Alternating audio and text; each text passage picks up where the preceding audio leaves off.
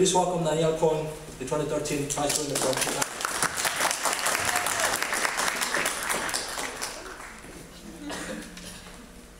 Thank you so much for having me here. This is a picture from 2 years ago here, and it's such an honor to be back at the prize.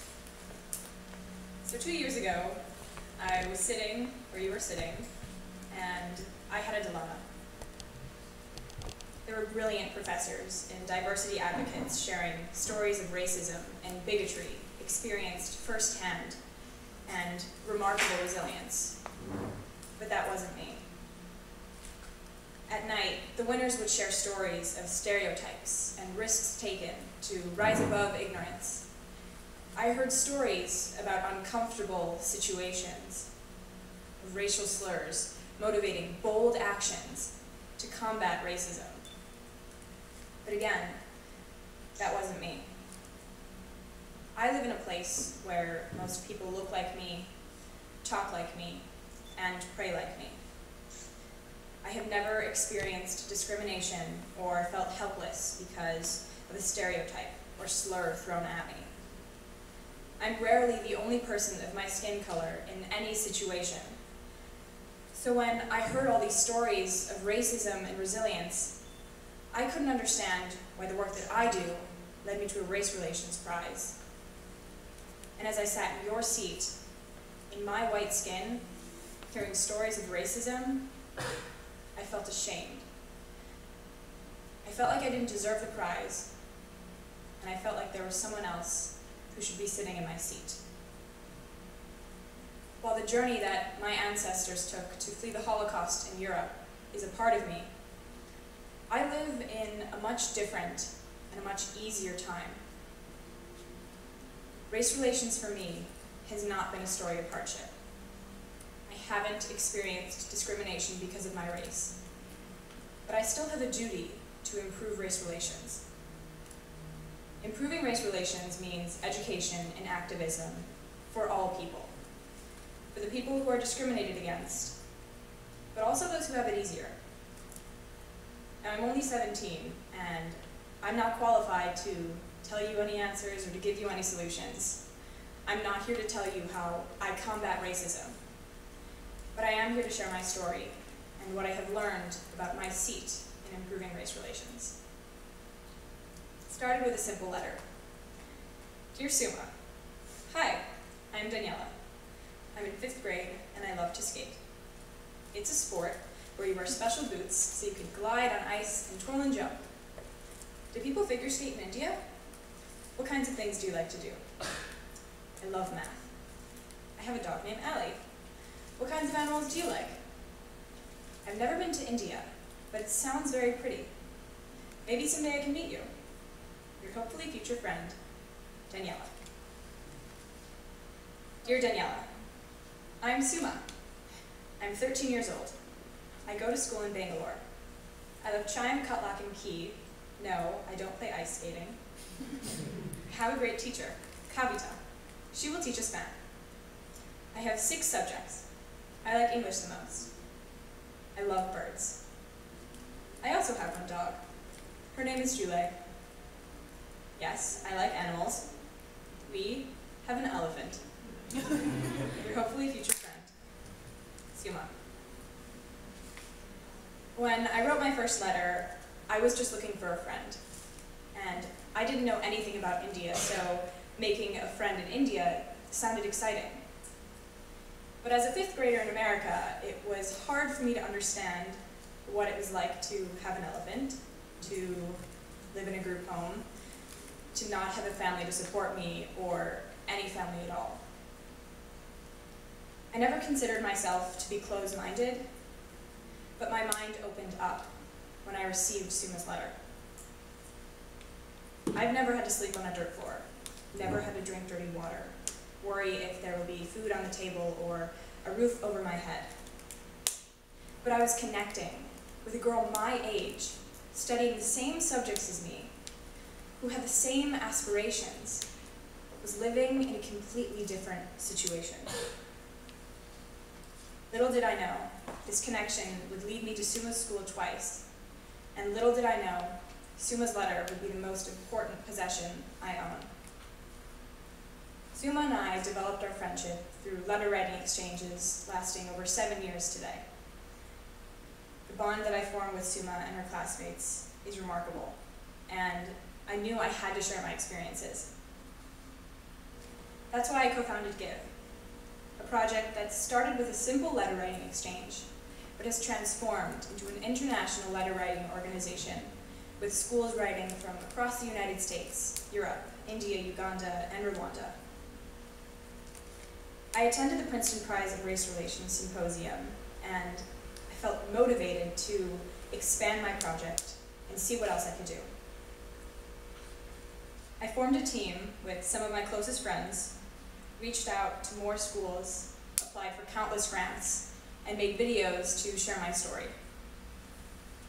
I entered a film festival titled the White House Student Film Festival, and this was last year. I submitted a video about the impact of technology and how we have used laptops to enhance the relationships with our partner schools. I applied again this year and submitted a video about the impact about giving back. The day before the decisions were coming out, I was frantically checking my phone. I thought I was really sly. You know when you're in class and you're like looking in your backpack, pretending like you're looking for a pen or something. I was doing that, and I get an email that was titled White House Film Festival Invitation. And I would like to share that video with you now.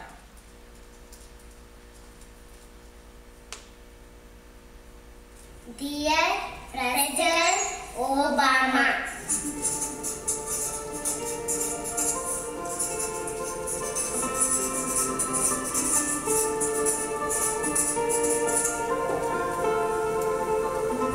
we are GIVE. Go. Innovate. Volunteer. Educate. We are passionate teenagers that want to change this world. We are your modern-day, motivated, empathy-spreading superheroes. We are also pretty nerdy. We logged off of Facebook and Twitter. There are no Snapchat notifications here. Because this is serious. Whether you believe that we were put on this earth for a purpose, or whether you think that this was all just up to chance, we are all born into different situations. And some of us are so lucky. The ones who were born into the land of opportunity and a promising future. The ones who have never had to sleep on a dirt floor or drink dirty water. We can help others who, for whatever reason, were born into an unlucky situation. It's easy to get wrapped up in our own world because America is bold, beautiful, and magnificent. But this world is vast, and unfortunately, it is also filled with sadness, misfortune, and cruelty. We decided to be more than just those teenagers on their phones. We are change makers. We are the next generation of Americans. We know the power of giving. So we took action. It started with a pen pal exchange when I was in 5th grade. And GIVE transformed when we saw the impact that these letters had on students of both sides of the pen. We have sent thousands of letters from schools across America and Europe, and sent them to schools in India, Uganda, and Rwanda. We have also sent thousands of flip-flops signed with messages of hope, and installed laptops and internet at some of our partner schools. I filmed poetry lessons for students in India and Uganda. I made a video about astronomy to share what inspires me with kids around the world. I'm gonna ask, what kind of impact can a letter have? What kind of impact can a pair of flip-flops or a 2-minute video have? And when I think of a response, I think of American ingenuity, American heart, innovation, compassion, and grit. GIVE helped me to continue my education. GIVE cares about others in the world. We care about our neighbors from all other countries. Mr. President, Mr. President, Mr. President. when you said we are our brother's keepers and our sister's keepers, we took that to heart. writing letters to my pen pal Treveni has opened up my world. The impact of GIVE is like knowing having a friend in America who cares about me. The impact of giving is empathy, Is compassion. is love. Or brothers and sisters.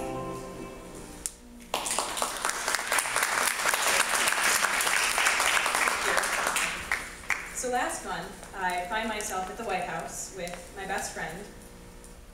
His name is Bennett. He's also a GIVE team member. and we certainly overused the White House Snapchat geotag and roamed about the East Wing. Felt like we were on the set of National Treasure. The walls were lined with pictures of first ladies and presidential dogs. The history of the ceremony room was meaningful and humbling. The room that we celebrated in was the same room that Presidents Abraham Lincoln and John F. Kennedy lay in state. I was introduced to an inspiring group of students who are passionate about creating change through the media.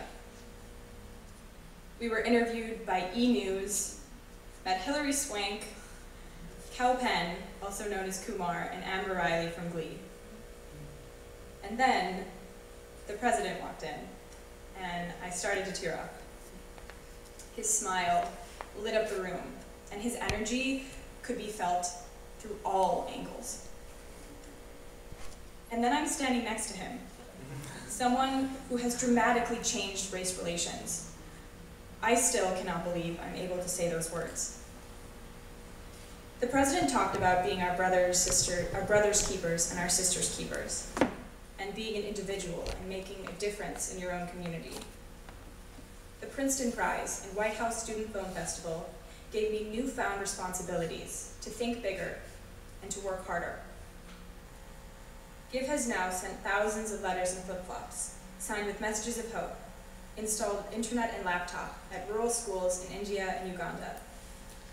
We've sent peer-to-peer educational videos filmed by students at my own high school and sent on flash drives. The simple goal of GIVE is to create meaningful change at our partner schools. But the unintended benefit is what we have learned in return. What students at my high school, students around the United States, have learned in return. We have learned to empathize and understand what it's like to be another person in a completely different situation, halfway across the world. Now that is global race relations.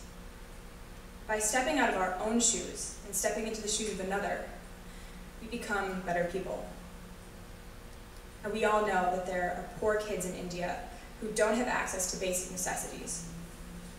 But learning about a student in India who has lived through immense poverty and tragedy, who is now going to school, learning about her, that is different. GIVE connects unlikely friends, and the simple human connections that we have fostered have changed mindsets and enhanced empathy. GIVE led me to a new understanding about what we learn when we connect to another person. Improving race relations can start by just connecting with another person and changing a mindset.